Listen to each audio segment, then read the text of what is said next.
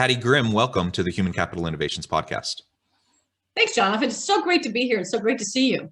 Yeah, it's great to see you too. I really appreciate you taking the time to meet with me today to have a nice conversation.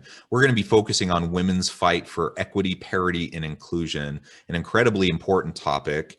And we've been preparing for this episode for a while now, and it's really a pleasure to finally have a chance to sit down with you and have a really nice conversation. As we get started, I wanted to share Pattie's bio with everybody. Pattie S. Grimm is a senior business leader with 25 years of experience working in male-dominated fields. She's a dynamic, energetic presenter and an empowerment expert for organizations, leaders, and women. Pattie is an author, speaker, trainer, and podcast guest. Pattie's presentations and interviews are empowering, educational, engaging, and fun. She's a sought-after author, speaker, trainer, and podcast guest whose energy and enthusiasm for empowering women and girls are contagious and ignite the passion to create, grow, and succeed. Her proven and practical approach can be applied by all women of all ages and stages of their career. She was a senior leader for several global Fortune 100 companies like Microsoft and Johnson & Johnson. Pattie runs a training and consulting company focused on empowering women to be the best they can be in any endeavor they choose. Pattie ran 1,000 miles in her high heels trying to kick the glass and shares her rock star to rock bottom backstory to help other women succeed. She was recognized by Executive Women's Association, Who's Who in Women's Leadership, Women of Influence, and the state of California. Pattie is the author of Quiet Women Never Changed History, Be Strong, Stand Up, and Stand Out. Let's Go Kick Some Glass. I love the title of your book. I love everything that you're about and that you do with your work. Thank you again for joining me on the podcast today. Is there anything else you would like to share by way of background or personal context before we dive on into the conversation? Well, given where we are today, it's unbelievable that women have been fighting for equity, parity, inclusion for over 100 years since white women got the right to vote. And yet we're still fighting that glass ceiling. And sometimes when I present, people will say, do we really still break that glass ceiling? My answer is absolutely yes. And I hope that doesn't offend people, but I decided I'm going to change my job title because it's a lot shorter to be, I'm just a badass glass kicker. I love it. And you know what? If people are offended by that, then maybe they need to chill out a little bit, perhaps. Yeah. Very good. Very good. Well, so let's start. I imagine as we go throughout our conversation, you'll weave in some stories and experiences from your tremendous career and the work experience you've had. But let's start with some of the scary stats on the current state of women's fight for equity, parity, and inclusion. Like you said, I think a lot of people think, oh, we're kind of past that. Like that was an issue 30 years ago, but things are better today. No. But they're not better today, are they? Or at least not much better today. No, women's pay has gone up 1% in the last decade. So women are still underpaid, underserved, and underrepresented. So Caucasian women make about 81 cents on a dollar as compared to a man who makes a dollar for the same job. Women of color, it can be as low as 56 cents for Hispanic women, Asian women, and Black women, depending on that. Still, it kind of ranges between 56 and 81 cents on a dollar. We're still underpaid. We're still underserved when it comes to there's not enough women at senior level positions in organizations and in government. We're underrepresented in healthcare. So majority of the research that is done on cancer is done majority on men. And they're not really looking into the impact of cancer. Some of these diseases might have on a women that are very different from the impact on men. Here's the one that really surprised me. There's still 13 states in the US who have now not passed the Equal Rights Amendment, the ERA from the 1990s. Yeah, I'm in one of them. Yes, you are. That blew my mind. And there's some states that are actually trying to fight it. And that act alone is going to guarantee women the right to equal pay for the same job. I know at one time I was working in banking early in my career, and I was running a very large retail consumer branch where you would go in and do your banking. And I had the biggest staff, I had the biggest budget, I had the highest customer satisfaction, the highest employee satisfaction. And I found out my male counterpart, who ran a much smaller branch than I did, was making $20,000 more than me. So when I went to my district manager and said, I want equal pay, what is this all about? He goes, well, he's a man and has a family to support. And I looked at him and said, do you know that I'm the income earner in my family because my husband's getting his master's degree in public administration? So he works part-time. I'm the income earner. And I ended up getting the raise. But I mean, it was just this unbelievable that it still happens today. Yeah, it is unbelievable. And it's so frustrating. I hope anyone listening to that story, yeah, I hope you cringe. and you just have this guttural reaction, this gut reaction, negative reaction to that, because I hear it often too. And it's seen as a justification. Well, he's the man, he's the breadwinner for the family. Why does that Not matter? anymore. First of all, it's not a particularly accurate portrayal in this day and age, of a single male breadwinner for a home. Most are dual career families. Absolutely. Many families, the woman makes much more than the man. There are stay-at-home dads. Like, it's so antiquated to think that that's the way families are set up today. And it's quite offensive to suggest that men deserve to be paid more than women just because they're the ones that have the rightful place as the breadwinner in the family, right? Yeah. So when I was at Microsoft, I was always in international roles. In fact, I even moved to Singapore for 3 years and ran the customer partner experience team for all of Asia Pacific. And my husband gave up his job as a high school football coach. I earned more than he did. He left the US, didn't even have a passport, had never been to Singapore until the house hunting trip, and went with me on this adventure to live in Singapore and travel all of Asia for 3 years, which was incredible. And there was a time when my son was young and I was traveling again that he was Mr. Mom for 3 years. He quit his corporate job, CFO for a big hotel chain, and became Mr. Mom for 5 years so that I could travel and my son would have a stable environment with a stay-at-home parent. So it is an old antiquated system where we just need to get over it. I mean, literally get over it. Yeah. And, I do hear less and less of that argument now than I did even a decade ago. So I'm grateful for that. But there's still plenty of people who feel, like that's a completely valid way to pay differently. And it's just not. Again, as listeners have heard on this podcast many times, you pay people fairly for the work that they do. Treat people with dignity and respect, regardless of race, ethnicity, gender, sexual orientation, whatever. Right? We're fighting for inclusion, equity, belonging within organizations. Full stop. Right? No qualifiers. you don't no make if, and, or exceptions. buts. No, none of that stuff. I mean, so I've actually started writing the second book, and the second book originally was going to be called "When She Rises, He Does Not Fall: How to Create Inclusive Workplaces for All." But as I started interviewing people, like my first book, I interviewed 3,200 people around the world about what makes a great woman leader. As I started interviewing people and doing the research for the second book, every time I would say something like, women are underpaid, underserved, and underrepresented, and people of color. We don't have enough people diverse people in leadership, women in leadership positions, and people of color.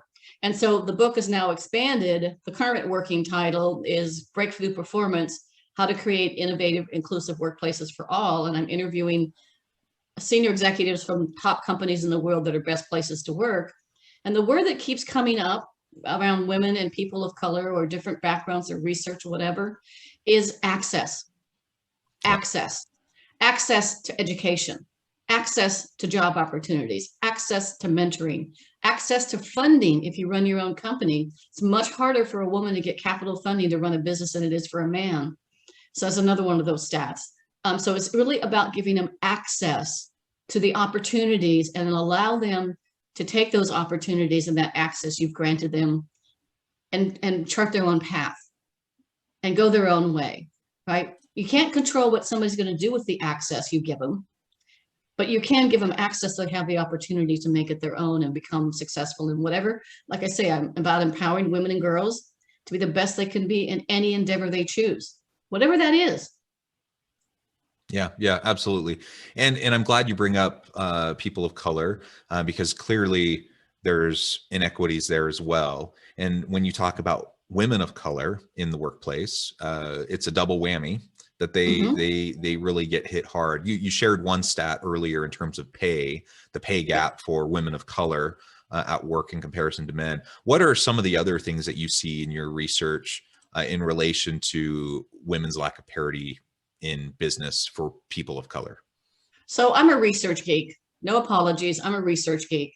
And a recent IBM study came out that showed that there are very, very few companies, like in the single, like 10, 15% of companies that are doing women's empowerment or equity, inclusion, equity, parity, and inclusion well. And those companies that do it well make it part of their core business initiatives. They hold people accountable for those things. They make sure they track the right metrics. Most of them aren't doing the right thing. And again, I hope this doesn't offend people, but a lot of companies are putting lipstick on a pig. Right? They're forming these employee resource groups for women and people of color. There we go again. They're forming these employee resource groups for women. They'll give them a few dollars to have some luncheons and some lunch and learns and maybe some webinars and some workshops, but it's not part of their culture. They haven't looked at their job applications or their job descriptions, right? We need to literally, most of our HR processes, we should throw the baby out with bathwater.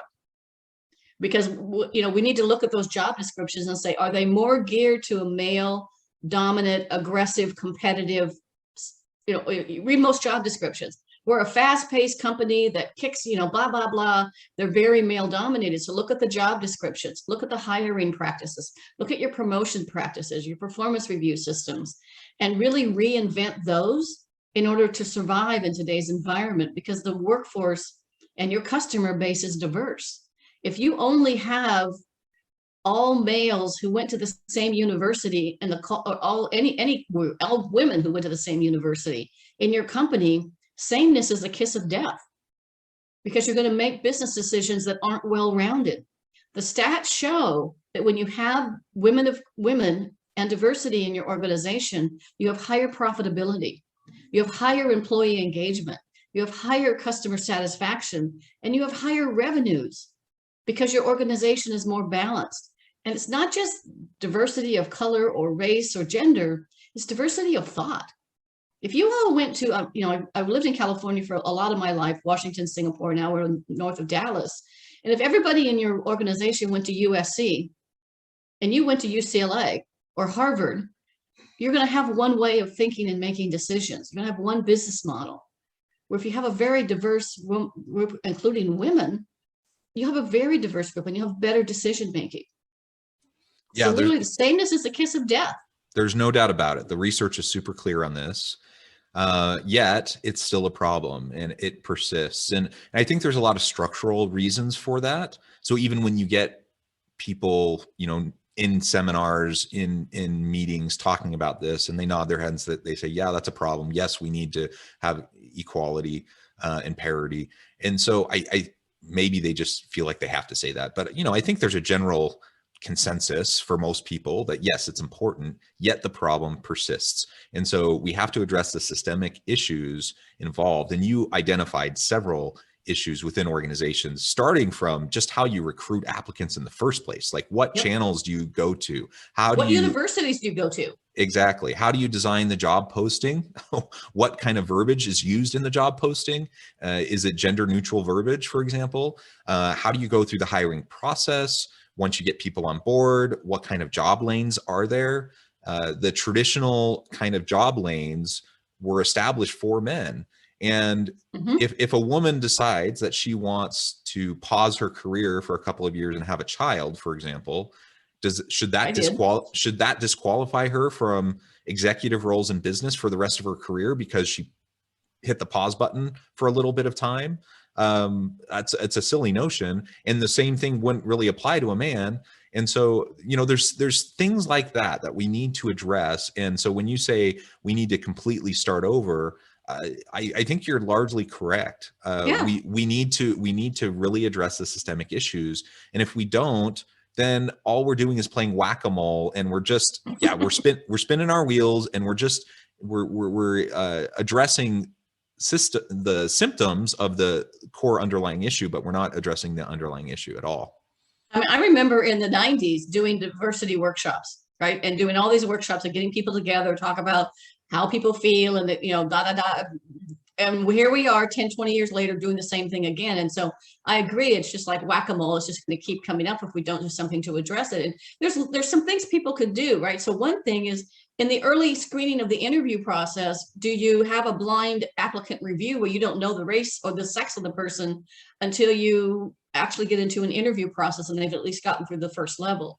For women, and this also And actually should I add, there's software to help you do this, right? yeah, yeah. So you can neutralize application materials so that doesn't Yeah. even, and we know there's lots of research on this. We know that if you have a name that looks like it's female, or you have a name that looks like you're African Yep. American, or whatever, that it will hurt you in the Will application hurt you. process, just The through the second implicit biases that people have.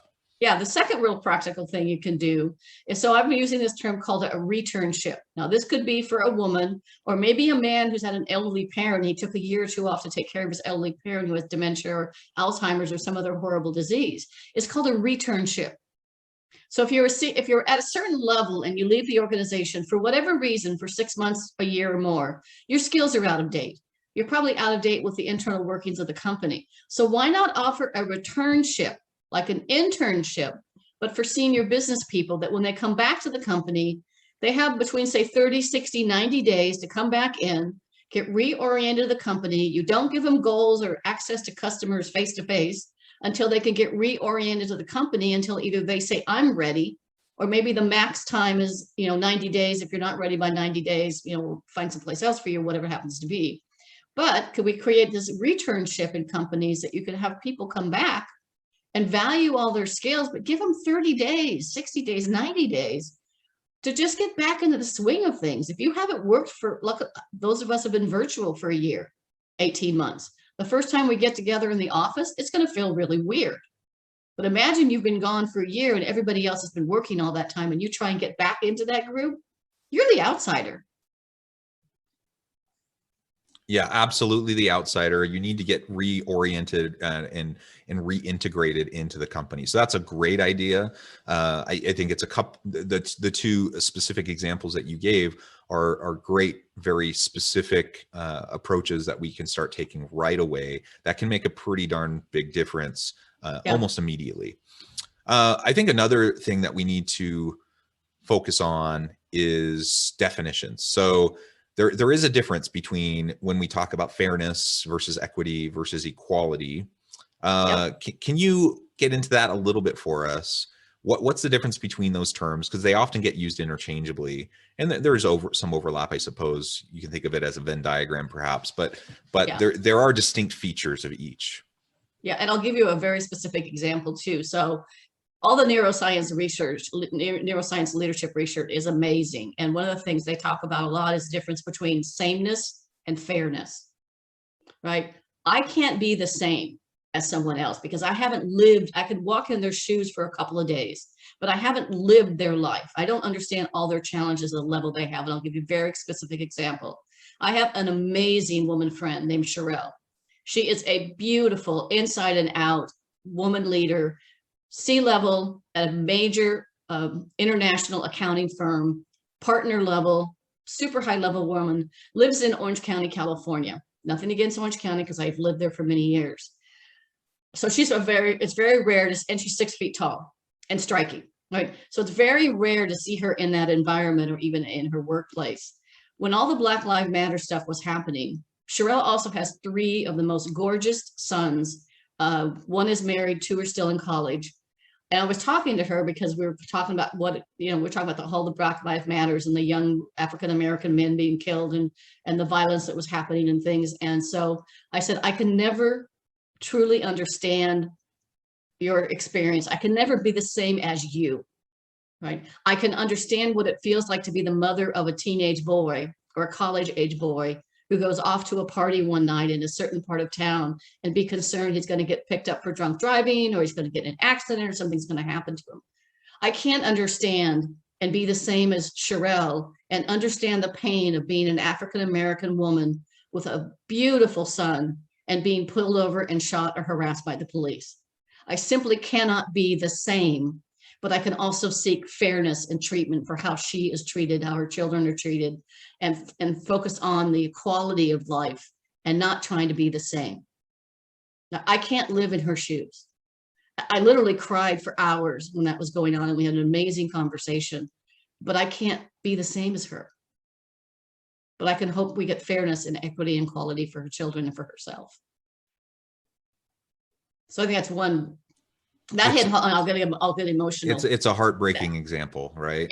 And you might have an Hispanic friend, an Asian friend. So for my new book, which I'll talk, I was interviewing one of the senior leaders I worked with at Microsoft in Asia. He was our regional vice president. He's left Microsoft, worked at Apple, several other companies. And I was interviewing him for my second book. He's Asian, Japanese, raised in Brazil. So when they told us we had a new country manager taking over as regional vice president of Asia Pacific region from Brazil, we all assumed he was going to be Hispanic. Well, he's Japanese. He looks Japanese. And he talks about the bamboo ceiling of being an Asian male or woman in an environment where their values sometimes hold them back. Their respect for authority, they're not speaking up when something goes wrong, how that's holding them back, and how they're, despite what people think that there's a lot of very successful Asian people in senior level position, there's not. You have Satya, the CEO of Microsoft from India. You have a few handful of people, but you really don't have that on an equal level. And so it's just one of those interesting things of, you know, it became so clear in interviewing for the second book, and it's about diversity, equity, inclusion for all. But I do have a couple special things for women in terms of some things, the research from the book and the 5 practices I think would help women become more empowered, more confident, get rid of that label bossy, and just be bold woman leader. Yeah, that's really great. And I think it's worth noting as well, like as dire as it appears right now, the state of parity and equity in the workplace for women, people of color, it's not great. The pandemic actually really set us back as well. And there's been new research coming out over this past year that suggests that we've really stepped back a generation in terms of where we were at and the progress we were making, because so many women, so many people of color were disproportionately impacted by the pandemic. Yep. And had to make the hard choices that ultimately are going to impact their career, because, you know, their kids are at home doing school, and so they end up stepping away from work Yep. to help their children, or other household duties and stuff that disproportionately, you know, negatively impacted women's careers. And so this is more important than ever that we start to tackle the systemic issues involved, so that we can turn the tide, right, and start to move in the other direction rather than moving backwards like we have been this past year. We need to start moving forward, and much more rapidly than we were in the past.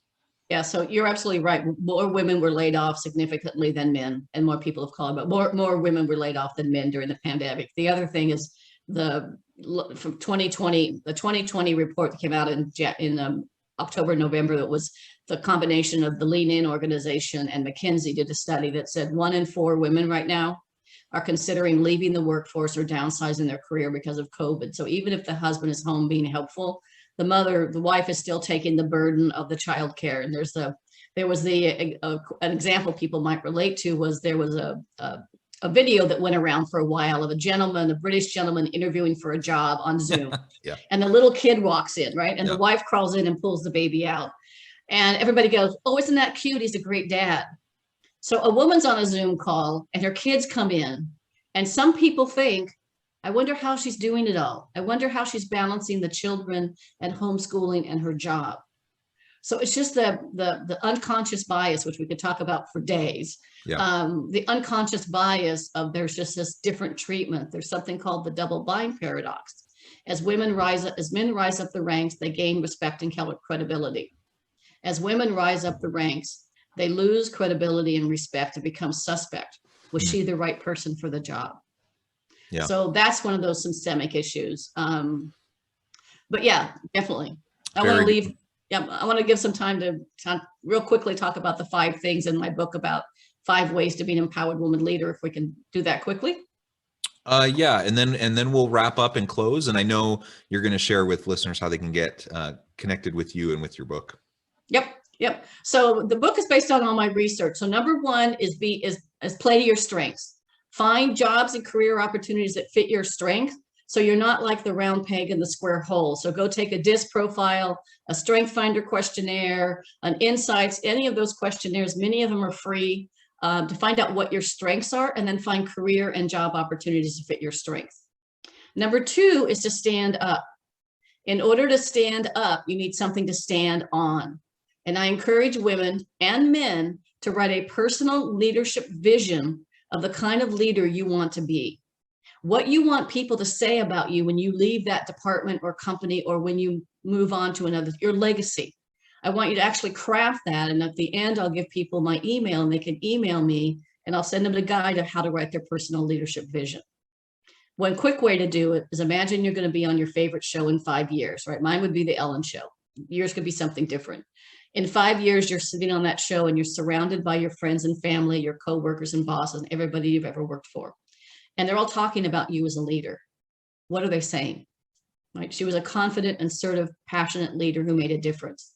She was a strategic thinker. She was honest, had integrity. Write all those words down and then create them into a statement. My vision is she was a passionate and compelling woman leader who's empowering people and making a difference in the world. That's my vision. And then make career and life decisions based on that decision. Number 3, stand up, stand out, be visible, be valuable, be vocal. Now that you know your strengths and you know your vision, become valuable. Do the research, take free classes, get the certifications, take cross-job assignments to become so valuable at your job, become a master, and then be more visible and be more vocal. Women, I want you to be willing to say, I did this, not my team did this. If you're not comfortable doing that, say my team and I did this project. When someone compliments you about doing a great job, a great presentation, a great job, don't say, oh, I could have done better. Say thank you. Right? And be more visible. Put your hand up and ask questions. Sit at the table. Right? So to me, there's all kinds of definitions of diversity, equity, inclusion. To me, diversity is being invited to the meeting. Equity is being given a seat at the table. Inclusion is giving a decision-making voice at the table. Right. Yep. Yep. Number 4, quickly, is put yourself number 1 on your things to do list. You can't pour from an empty teacup. So if you don't take care of yourself, your self-esteem, take breaks during your Zoom meetings, go outside, take a walk, hug the dogs, hug the kids, hug your husband or significant other, go outside between Zoom meetings so you can regenerate yourself. But put yourself number 1 on your things to do list. And the last one is pay it forward, because we owe it to the next generation to leave this world a better place. I love it. I love it.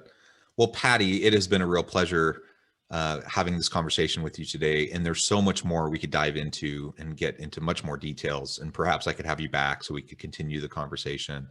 Before we close today, though, I wanted to make sure I gave you a chance to share with listeners how they can get connected with you, find out more about your book and your consulting firm and anything that you can do to help them.